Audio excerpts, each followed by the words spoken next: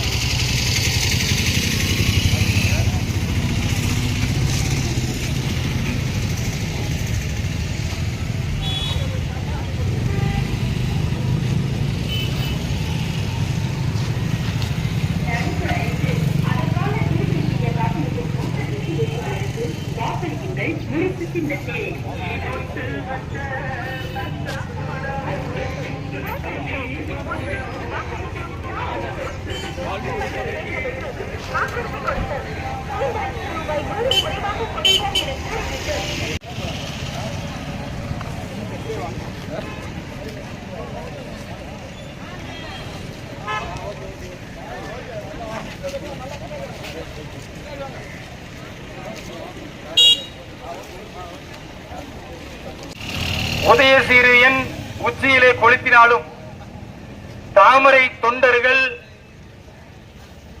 திராணியோடு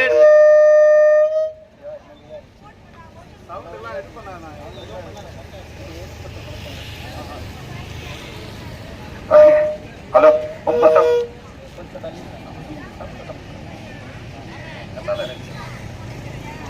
அன்பிற்குரிய சகோதர சகோதரர்களே, எத்தனை சோதனைகள் வந்தாலும் தாமரை சொந்தங்கள் தடம் பெறாமல் இந்த சத்திய சோதனையில் வென்று காட்டுவோம் என்ற அடிப்படையில் திருவள்ளூர் பாராளுமன்ற தொகுதியின் பேரம்பாக்கம் பகுதியிலே இன்றைக்கு நம்முடைய வெற்றி வேட்பாளர் திரு பொன் பாலகணபதி அவர்களுக்கு தாமரை சின்னத்தில் வாக்களிக்க வேண்டும் என்று உங்களிடத்தில் பாரதிய ஜனதா கட்சியின் சார்பாக வாக்கு சேகரிக்க வந்திருக்கிறோம். நேஷனல் எஜுகேஷன் பாலிசி என்கிற புதிய கல்வி கொள்கையின் மூலமாக அந்த மதரசாவில் இருக்கக்கூடிய இஸ்லாமியப்படும் ஆங்கிலம் சொல்லிக் கொடுக்கப்படும். இதுக்கெல்லாம் மத்திய அரசின் மூலமாக ஆசிரியரை நியமித்து அந்த ஆசிரியர்களுக்கு மத்திய அரசு சம்பளம் தரும். இதன் மூலமாக படித்து பயன்பெறக்கூடியவர்கள் 2 எலும்பு துண்டுகளுக்காக இஸ்லாமிய அமைப்புகள் திரு ஸ்டாலின் அவர்களுடைய காலை நக்கி பிழைப்பது எவ்வளவு கொடூரமானது. எனது அருமை இஸ்லாமிய சொந்தங்களை சற்று சிந்தித்து பாருங்கள். ஆனா இந்த மானங்கெட்ட திருமாவளவன்ல இருந்து திருட்டி திராவிட மாடல் நடத்துற திரு ஸ்டாலின் வரைக்கும் என்ன சொல்லுவார்னா, சிறுபான்மை மக்களுக்கு பாஜக எதிரானது. எவ்வளவு பெரிய ஐயோக்கியத்தனம், எவ்வளவு பெரிய மோசடித்தனம். எனது அருமை இஸ்லாமிய சொந்தங்களே, எனது அருமை கிறிஸ்துவ சொந்தங்களே, உண்மை கண் முன்னால் இருக்கிறது. நான் சொன்ன புள்ளி விவரங்கள் எல்லாம் நீங்க கூகுள்ல போய் மைனாரிட்டி அஃபேர்ஸ் என்று சொல்லக்கூடிய மத்திய சிறுபான்மை நலத்துறை அமைச்சகத்தினுடைய அந்த வெப்சைட்ல போய் பார்க்கலாம். ஆதாரத்தோடு பேசிக் கொண்டிருக்கிறோம். ஐயா ஸ்டாலின் மாதிரி வாய் பிடித்ததோ மாங்காய் பிடித்ததோ பேசல. அவருடைய மகன் உதயநிதி போன்று மக்களை ஏமாற்றக்கூடியவர்களாக நாங்கள் இல்லை. உண்மையை உறக்க சொல்லிக் கொண்டிருக்கிறோம். சிறுபான்மை மக்கள் சிந்தியில் சரியான முறையில் இந்த முறை பாரத பிரதமர் திரு நரேந்திர மோடி அவரின் கரத்தை வலுப்படுத்துங்கள். அடுத்த 5 ஆண்டு அல்ல, வரக்கூடிய 50 ஆண்டுகள் பாரதிய ஜனதா கட்சியின் தலைமையிலான ஆட்சிதான் இந்த பாரதத்தை ஆட்சி செய்யும் என்ற உண்மையை புரிந்து கொள்ளுங்கள்.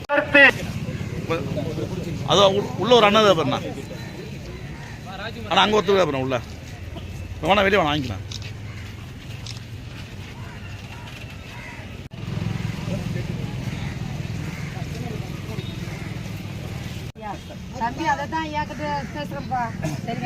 உங்களுக்கு தெரியுமா, கொரோனா காலகட்டத்தில் இந்த மாதிரி தெருவோரம் வியாபாரம் செய்யக்கூடிய நிறைய பேர் ரொம்ப வறுமையில் இருந்தாங்க. நம்ம நரேந்திர மோடி ஐயா 10,000 ரூபா வங்கி கடன் கொடுத்து அன்னன்னைக்கு அவங்க பிழைப்பு நடத்துறதுக்கான ஒரு வாய்ப்பு ஏற்படுத்தி கொடுத்தாரு. ஆனால் அதை கூட இங்கே இருக்கிற திமுக வெளியில் சொல்லாமல் அதில் கூட நிறைய கொள்ளையடிச்சாங்க. நிலை மாறணும்.